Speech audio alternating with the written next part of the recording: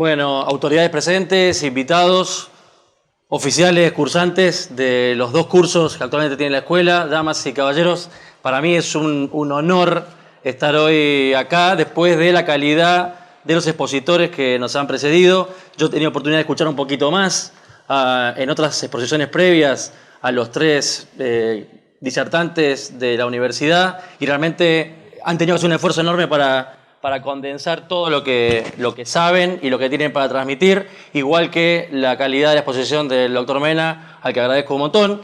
El título de mi presentación, un poco para cerrar el día de hoy, es Desarrollando líderes, y ya partimos de una premisa.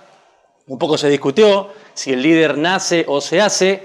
Claramente el líder se hace, se prepara, se forma, se desarrolla, y la pregunta que les haría yo ahora, después de lo que hemos escuchado, es si piensan que un líder solamente se puede preparar en el aula magna de la escuela de guerra, o con un PowerPoint, o con un pizarrón, y la respuesta es claramente no. No. Ayuda, compartir experiencias, pero formamos líderes en casa, formamos líderes en el colegio, formamos líderes en la universidad, formamos líderes en un grupo de amigos. Entonces, cuando comentaba el licenciado de que el regalo del abuelo, que ya el abuelo estaba trabajando en la formación de un líder con una lectura directamente relacionada con la logoterapia. Entonces, saquémonos de la cabeza que solamente se forma un líder en un ambiente académico. El ambiente académico ayuda y es fundamental, pero no es exclusivo. Yo creo que cuando uno viene a estas charlas, viene buscando ideas, fórmulas, a ver qué puedo aprender, que yo pueda aplicar, cuál es el secreto del liderazgo, dónde está, dónde. Entonces, el que esté interesado en estos temas, seguro que alguna vez pasó por una librería o entró a internet y imagino que ha descargado libros, y si hacen el ejercicio hoy mismo, mañana, ir a una librería, deme todo lo que tenga de liderazgo, se va a llenar de libros. Acá solamente les muestro algunos de los que solamente están en español, y estoy descartando otra literatura en otro idioma, otra literatura que no llega a papel porque está en papers digitales, es decir, una verdadera torre de Babel de gente tratando de transmitir la esencia, lo que significa el liderazgo. Lo curioso es que uno de los gurús del management moderno y autor de varios de estos libros, Peter Drucker, decía que el libro que más le gustaba, su libro de cabecera sobre el liderazgo, era un libro escrito hace 2500 años. Ese librito lo escribió un señor Jenofonte, se llama Anabasis, y uno dice, Peter Drucker, autor del libro Gurú, sí, dice que su libro preferido era el libro de Jenofonte. Fíjense si no tiene relación esto con lo que nos decían hoy los expositores de la universidad. ¿Dónde está el conocimiento? ¿Dónde está la experiencia? Bueno, en los clásicos. ¿Quién es Jenofonte? Jenofonte es un señor que es conocido por historiador, escritor. Es una autoridad sobre Sócrates. Saben que Sócrates no escribió nada. Lo que sabemos de Sócrates es lo que tanto Platón como Jenofonte nos han dicho que ha dicho. Y participó de manera accidental de uno de los hechos más trascendentes o extraordinarios a los que debe enfrentarse un líder, y es lo que relata en el libro Anábasis. En el libro Anábasis, en definitiva, lo que cuenta Jenofonte es un señor que se llama Ciro, quiere reclamar el trono de su hermano Artajerjes, que está en lo que actualmente sería Irak, entre el Tigris y el Éufrates, y contrata un ejército de 10.000 mercenarios griegos. ¿Qué hace este ejército? Bueno, hace todo el caminito que habíamos marcado acá, se van sumando otros guerreros, todos pagados, y llegan a un punto decisivo, la batalla de Cunaxa, en el año 400 a.C., en el cual este ejército de mercenarios logra el triunfo militar, pero Ciro, que era el jefe y el que pagaba, muere. Entonces este ejército se encuentra sin su jefe, sin el objetivo político de la campaña, sin el que me va a pagar. Entonces, medio desesperados, organizan una especie de reunión para pactar con el enemigo se aprovecha, mata a todos los generales. Es decir, este ejército, que es una amalgama de 10.000 griegos que solo van en su mayoría por la paga, se encuentran en medio del territorio enemigo, después de haber combatido con un ejército enemigo, sin su jefe y sin sus generales. Acá aparece la figura de Jenofonte. Jenofonte en su libro describe con mucho detalle todo lo que tiene que hacer para conducir ese resto de ejército desde esta posición en Cunaxa hasta el Mar Negro, algo así como 4.000 kilómetros, desmotivados, sin sus jefes naturales, en territorio enemigo y que no conocían, bajo el asedio del ejército enemigo y de los pobladores locales. Cuando uno, está bien, podemos discutir, como decían antes, qué tipo de espada, cómo era el terreno, qué dice Jenofonte en su libro. Jenofonte cuenta el espíritu, todo lo que tuvo que hacer para conducir ese ejército de 10.000 o un poquito menos, llegaron a 8.000, para conducirlo desde esa posición hasta los 2.000, 3.000, 4.000 kilómetros que tuvo que recorrer. En definitiva, Jenofonte se hizo cargo, Jenofonte motivó, infundió, dio ánimo y confianza.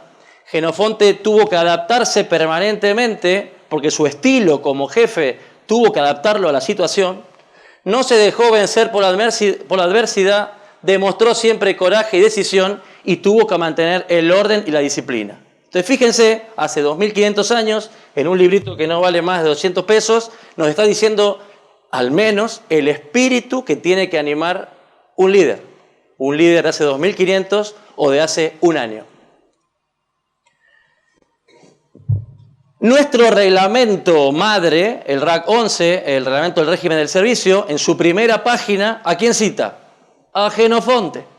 Y dice esto: asimismo, sabed que nunca tendremos mejor momento que ahora para declarar quiénes somos los que aquí nos reunimos, porque todos los soldados tienen puestos los ojos en nosotros, y si nos ven desmayar, todos serán ruines y cobardes, y si nos ven preparados para ir contra los enemigos y saben animar a los enemigos, creedme que nos seguirán y procurarán. ¿Qué es esto? Ejemplo. Es decir, me está diciendo en un párrafo muy al estilo del clásico antiguo, ejemplo. Un jefe, un líder es ejemplo.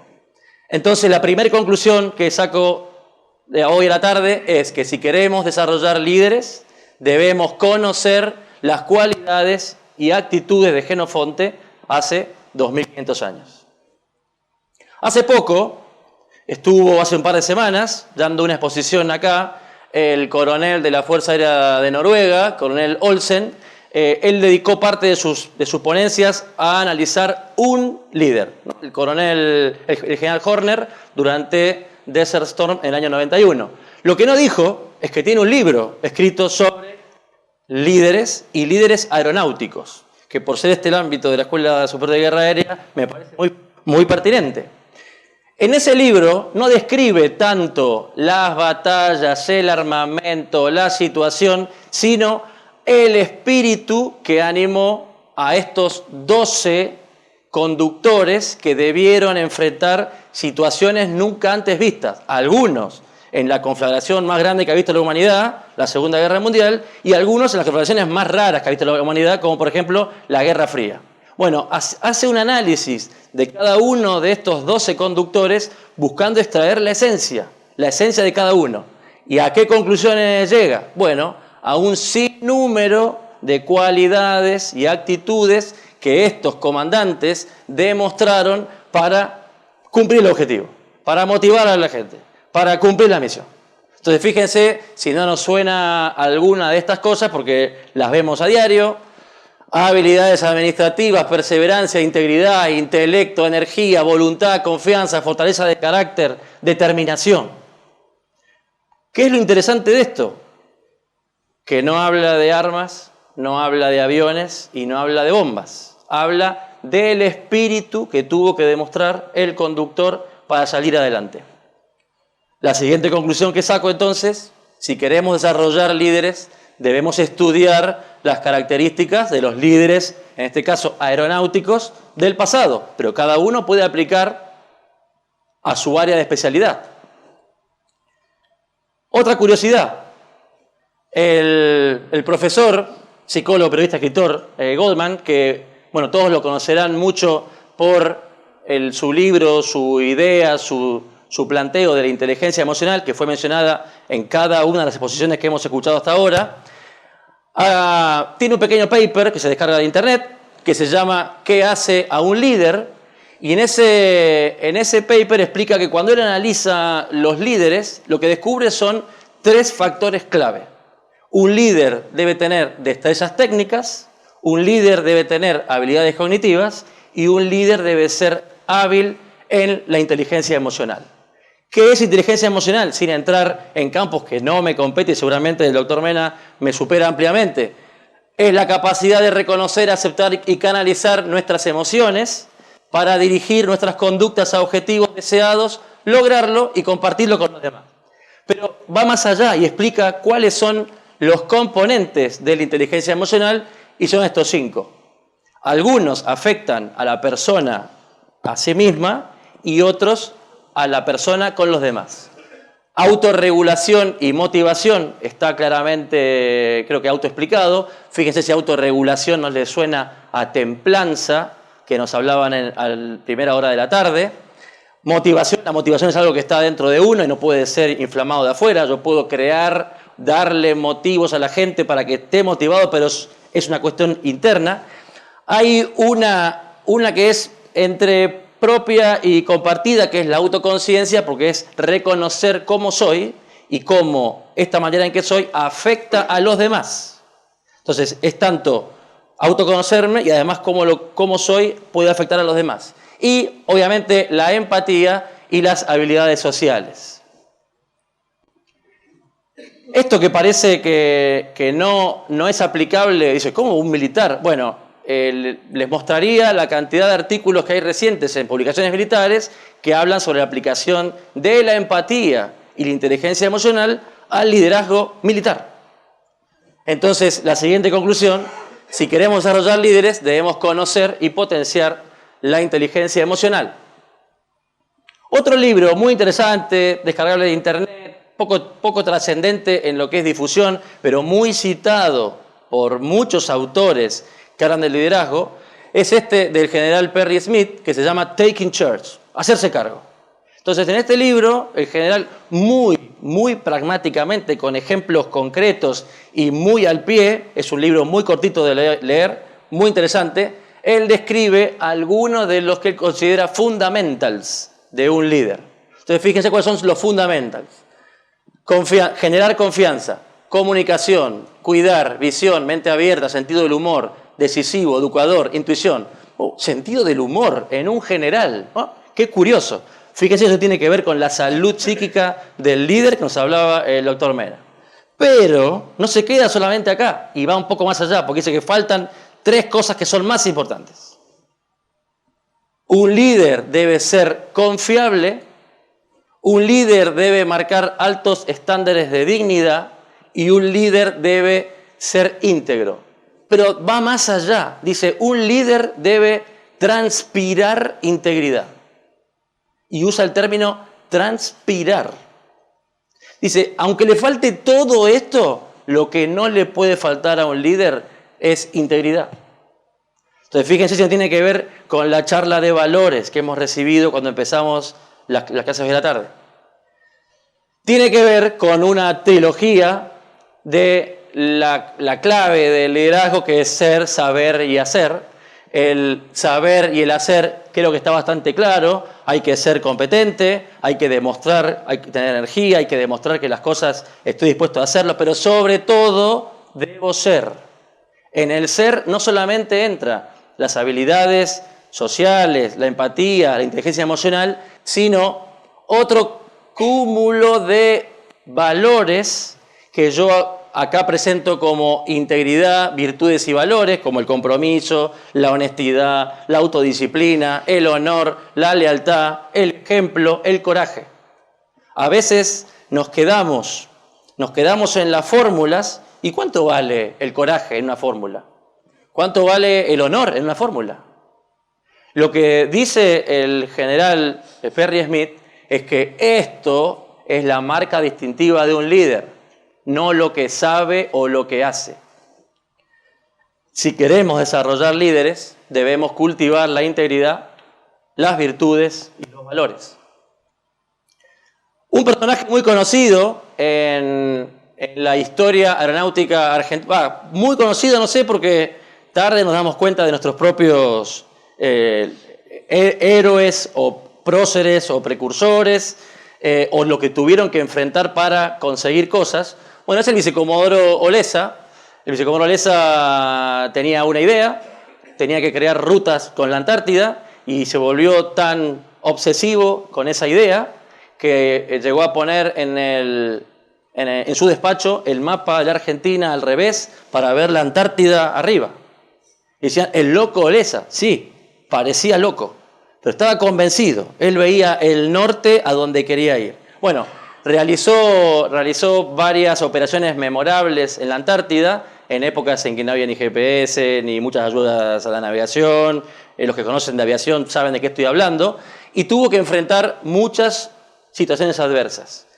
Hay un par de libros escritos por él, otros escritos por otros que acompañaron a Oleza. Lo que destacan de Oleza es su competencia profesional, su visión, el ser motivador, el tener sentido humanitario y siempre haber sido ejemplo.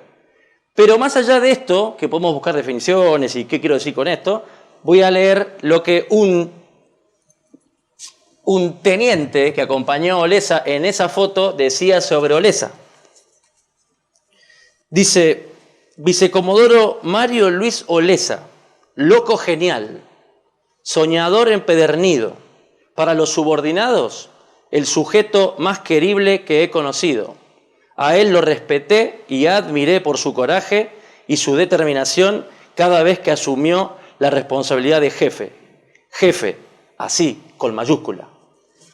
Competencia, visión, motivación, sentido humanitario y ejemplo.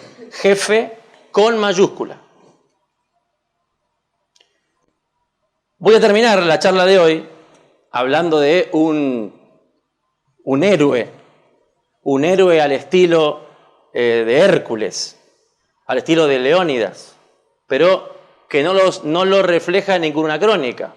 El año pasado, el comodoro Pablo Dip era jefe del GOE y falleció a consecuencia de las quemaduras cuando acude en ayuda de un vecino en un incendio. El comodoro Pablo Dip estaba casado, tenía 3 hijos y además su familia hacía de cuna de otros bebés que no tenían hogar. Así que su casa siempre fue un lugar de paso, no solamente de sus hijos, sino de otros que él consideró como hijos. Acá hay un breve resumen de lo que Infobae, La Nación, recogió el día que fallece el comodoro Dip y lo sentida que estaba la Fuerza Aérea. Yo, para cerrar la charla esta de integración de conceptos, le pedí a un amigo del comodoro Pablo Dip que no me dijera que acudió a un incendio, que por una garrafa que no vio y explotó, eso cobró. No, cuénteme quién era Pablo Dip. Cuénteme el espíritu de este líder. Y esto me dice el amigo. Dice, conocí a Pablo cuando era cadete, siendo yo oficial. Luego lo recibimos de cursante en nuestro grupo de operaciones especiales. Cargamos su mochila con piedras. Exigimos siempre más de lo que podía dar. Lo vimos en sus primeros saltos en paracaídas, en sus errores y aciertos como jefe de patrulla en condiciones difíciles y expuesto a situaciones un tanto severas. Vimos sus actitudes y virtudes en esos momentos distintivos de la especialidad un poco más duros, donde los instructores, sin mirarse entre ellos, identifican con el tiempo y con la experiencia a aquellos cursantes en los que con total seguridad se podrá confiar la vida y, lo más importante, la misión. Conocí a Pablo cuando orgullosamente colocó por primera vez en su cabeza su preciada boina azul. Conocí a su novia, quien luego sería su esposa, y a los hijos que les regaló Dios, y su forma tan tucumana, de expresar sus sentimientos y amistad. Y conocí su integridad moral, esas virtudes que expresan lo más alto de nuestra cultura y lo más alto en un soldado, en aquel que comprende nuestra pequeñez ante Dios, pero al mismo tiempo la importancia de saber que cada una de nuestras acciones tiene eco verdadero en la eternidad. Y de ahí esa pasión por el deber de Estado, la vocación y la responsabilidad. Pablo Dip, el pingo, hizo honor a esa frase que dice: los pingos se ven en el campo. Amó a Dios y cumplió sus mandamientos. Fue temeroso de Él, como debemos ser, y al mismo tiempo amó profundamente a su madre, la augusta Virgen María, a quien confió toda su vida y sus proyectos. Buscamos infructuosamente modelos de ejemplos a seguir, líderes que nos señalen el rumbo, hombres íntegros que reflejen el ascendiente de un cúmulo de virtudes, y lo buscamos con complicadas ecuaciones. Lo esencial es invisible a los ojos, y debemos comprender entonces que hay que buscarlo adentro, en las pequeñas acciones de todos los días, en los pequeños ejemplos, porque quien es fiel en lo poco, como lo fue el pingo, será fiel en lo mucho. Y como dice el refrán italiano, un morir hermoso puede honrar la vida entera. Las palabras son fácilmente olvidadas. Los hechos son los recordados, ya que dan sentido a la vida y a la muerte. Pero no se llega a ello si no existe la educación en las virtudes. El caballero, decía el Amadís de Gaula, debe sojuzgarse a la virtud, porque nadie es capaz de dominar a los demás sin antes hacerlo con uno mismo. El pingo vivió plenamente ese ideal y cumplió cabalmente con el juramento del grupo al que perteneció orgulloso. No deshonraré mis armas, no abandonaré al compañero que está cerca de mí, sea quien fuere, defenderé los templos y las cosas santas. Solo o con muchos, no haré traición a mi patria, sino que me esforzaré en hacerla más grande y más gloriosa. Yo creo que si queremos desarrollar líderes, debemos recordar todos los días el ejemplo del comodoro Pablo Dip, que desde mi punto de vista es el Odiseo, el Leónidas, el Hércules de nuestro tiempo, porque en los Pablo Dip descansa la esencia del liderazgo. Muchas gracias. Excelente.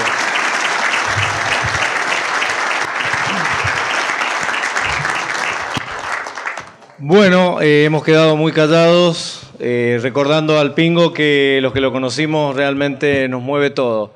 Gracias al jefe de curso por mostrarnos todo esto. ¿Preguntas? ¿Quedan preguntas? Adelante.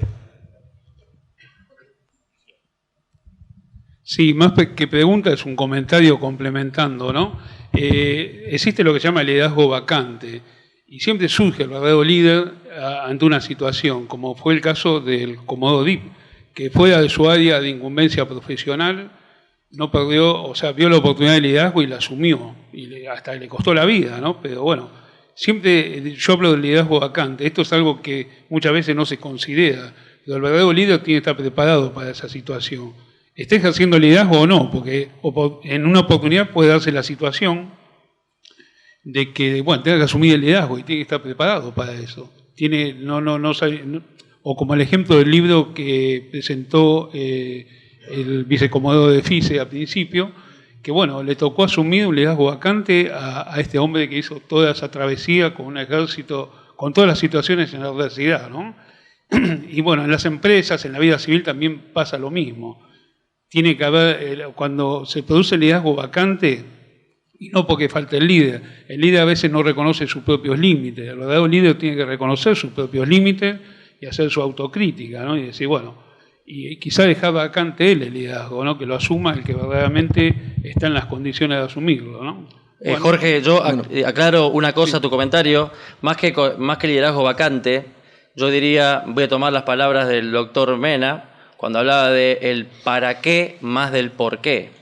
Cuando uno tiene claro el para qué, el líder va a aparecer aunque la figura del líder esté con la cabeza cortada o no esté presente. Es decir, esto no lo digo yo, tampoco el doctor, lo dice Simon Sinek cuando habla de los Golden Circles, dice, todo arranca en el para qué. Si tengo claro el para qué, sea la vida militar, sea una fábrica de celulares, o sea, no sé, en una cocina, todo se acomoda solo. Y cuando falte el líder, no va a faltar el líder.